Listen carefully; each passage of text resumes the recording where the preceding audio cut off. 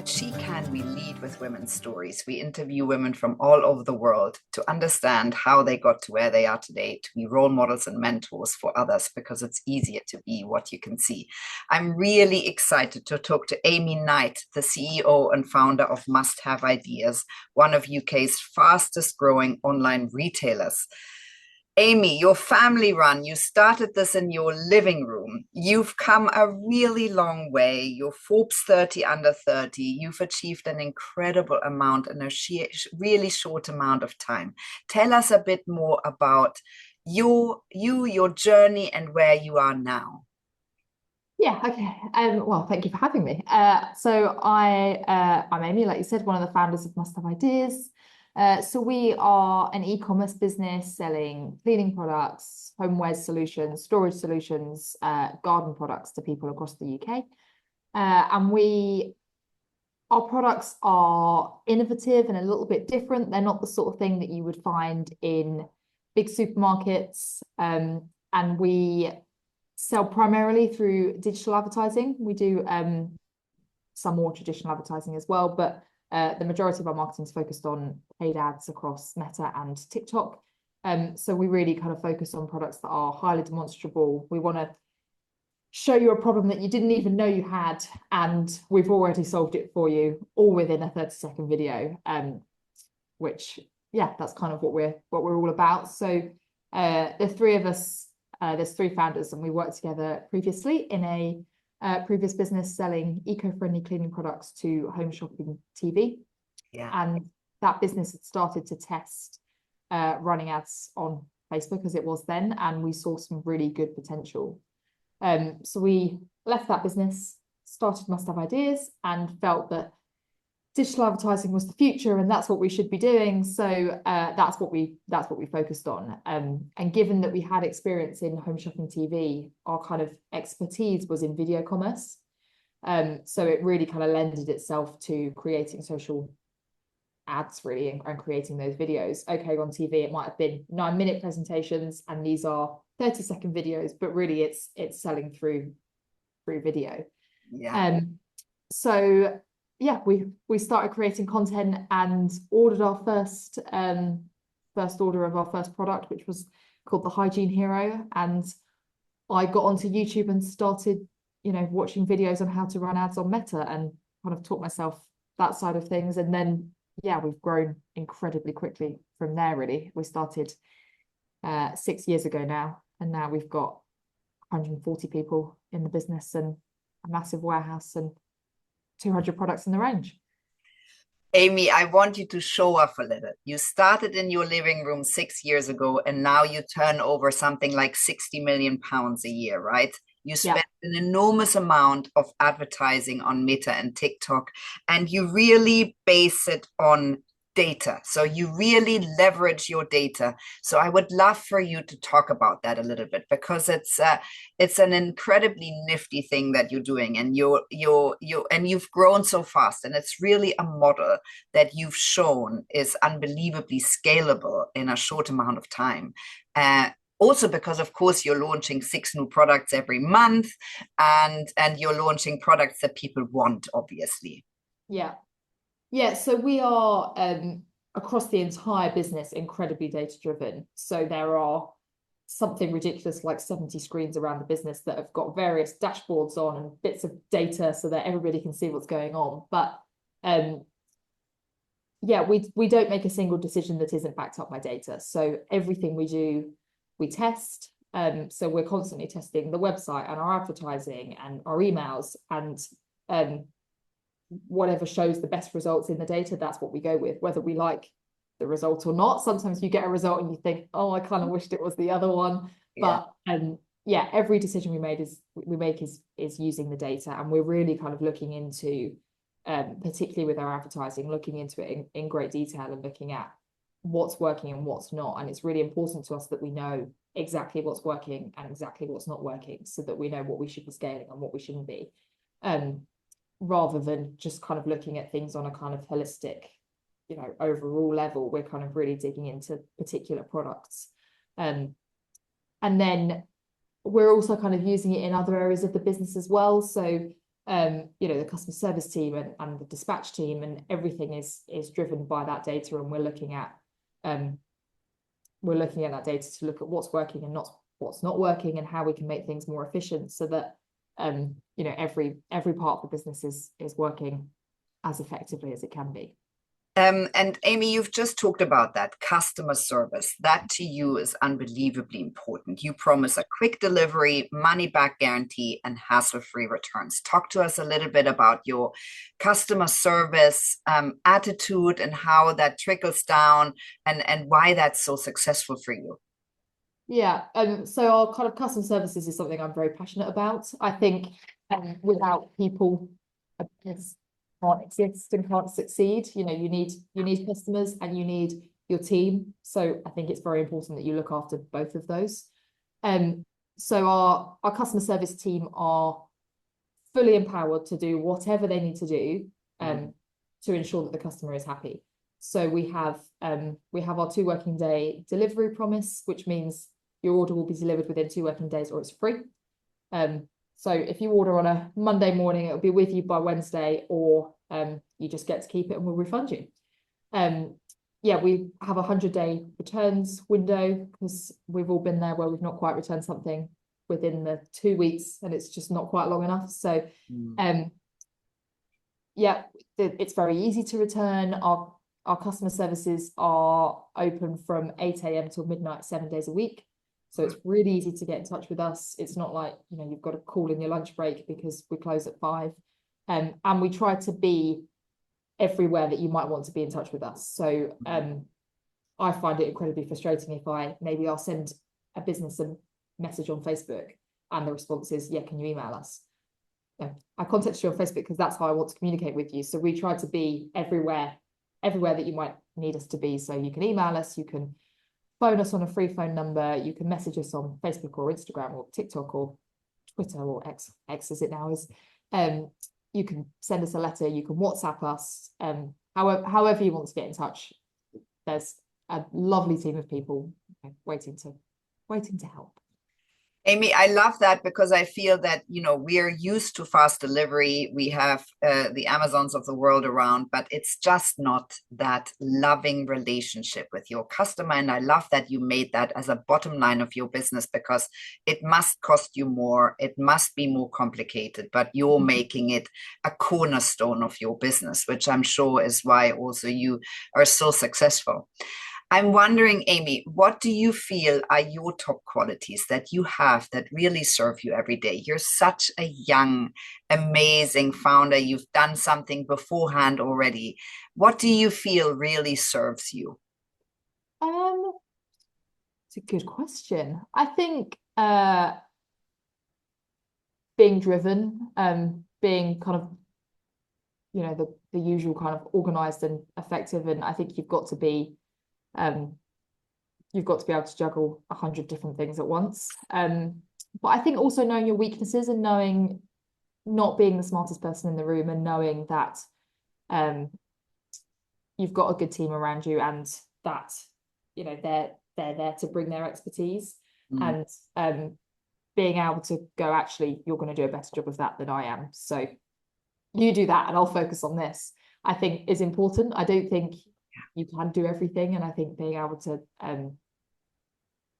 allow others to do what they're going to be great at is important as well. Yeah.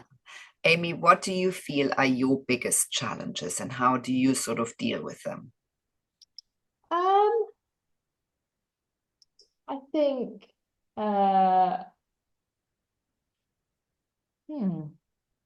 what are our biggest challenges at the moment? I mean, personally, trying to juggle 2 young children and running a business is quite a challenge.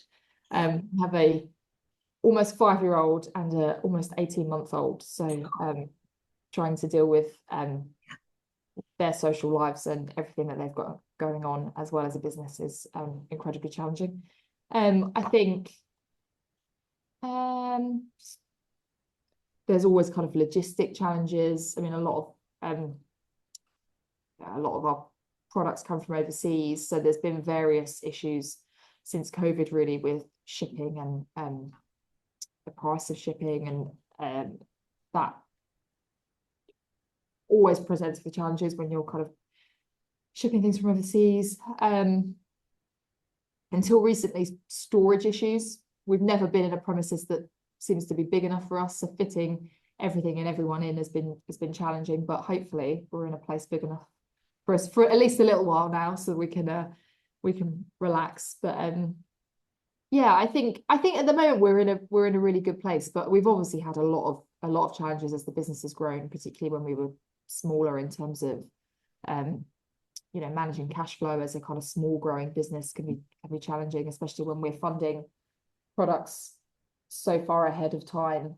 That was always challenging. COVID presented massive challenges for us as a business that hadn't actually been going very long. But yeah, we've got a great team in place now. We're in a premises that has hopefully been enough for us for a while. So touch wood, You're doing dramatic next week now. You're doing so great, Amy. You've talked about cash flow. How did you bootstrap? Did you take investment on board? Tell us a little bit how that journey in terms of investment and scaling went for you. Yeah, so we the three of us put £1,000 in each at the beginning. So we started with £3,000, and then since then have taken no real kind of significant investment.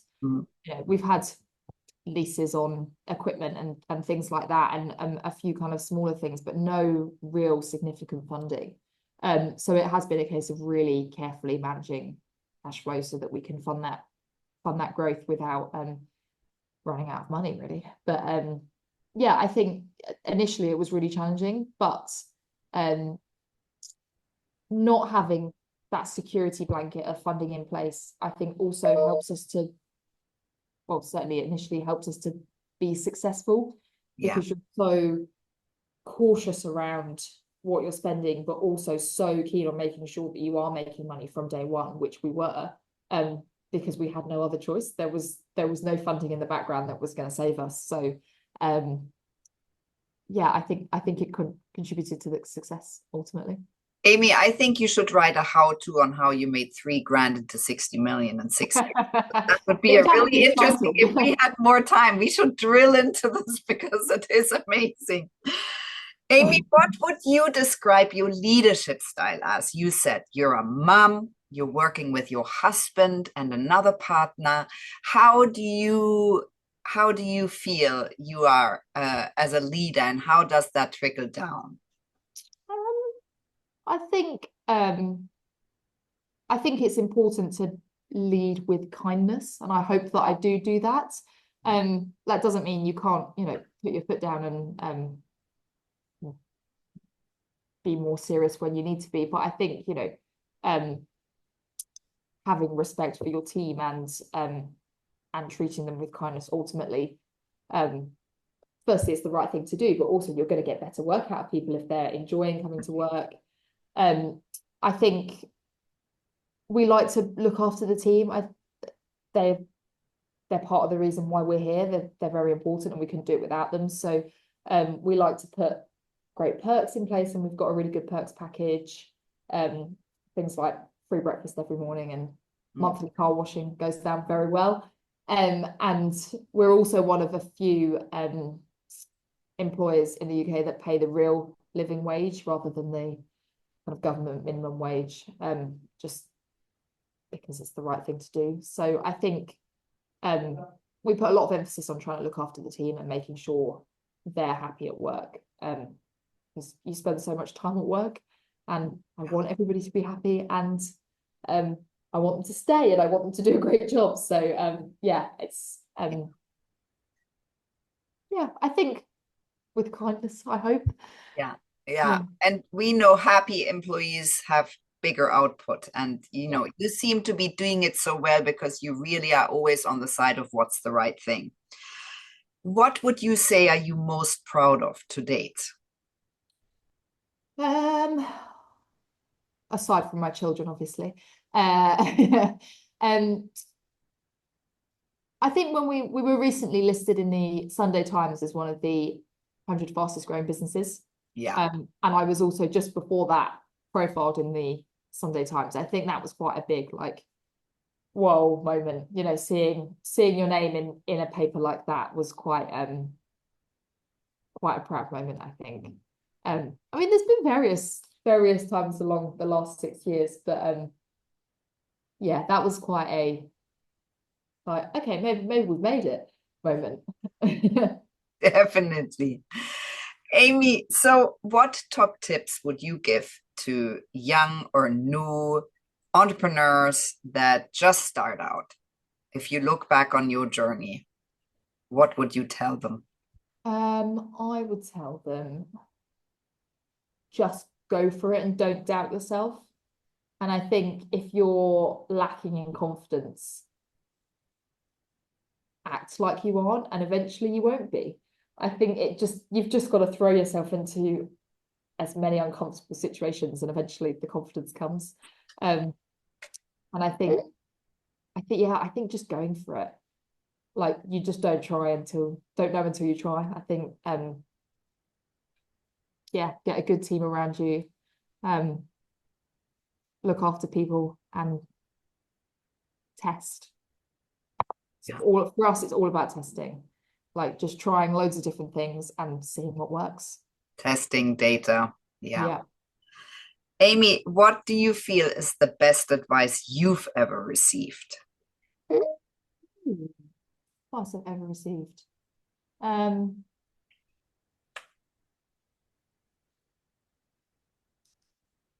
that's a really good one. I don't know actually. Probably similar about just going for it, like not being. I think someone said to me once about like worrying about things and being nervous, and it was like the outcome's going to be the same. You Mm, can spend the time leading up to it worrying about it, or you do can it. not worry about it, and then it's just going to happen either way. Yeah. And actually, I've kind of since then been kind of like, why am I thinking about this? Like, it's going to happen either way. So, let's just enjoy my week leading up to it rather than worrying about it. But yeah. Amy, so tell us about your plans, your goals, your dreams. Where are you heading over the next couple of years? What are your big plans? Um, so obviously to continue to grow the business, we would like to expand out of the UK. So are keen on potentially going into the US and potentially some other European markets as well. And that's kind of a big next step for us, I suppose, moving kind of out of the UK. But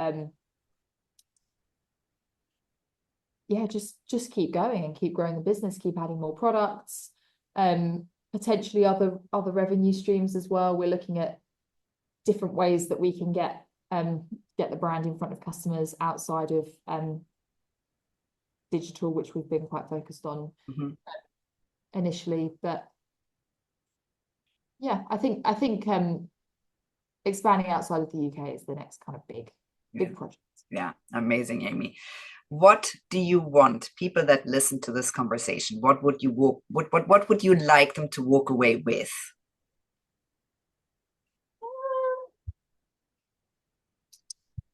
Uh, ooh, confidence to go for it, I think, and that it can be done. I mean, I'm nothing special and I've done it, so other people can do it as well. Um, yeah, I not long after coming out of uni started Must Have Ideas. So yeah, I think anybody willing to take some risks and put in the work can do it. Yeah, I think that's a very powerful note. To conclude this conversation, Amy, I'm so unbelievably impressed and inspired by you, your team, your bottom line, the things that you care about, your leadership, and we can't wait to see what else you're going to do in the next years. Thanks. Thank you for having me.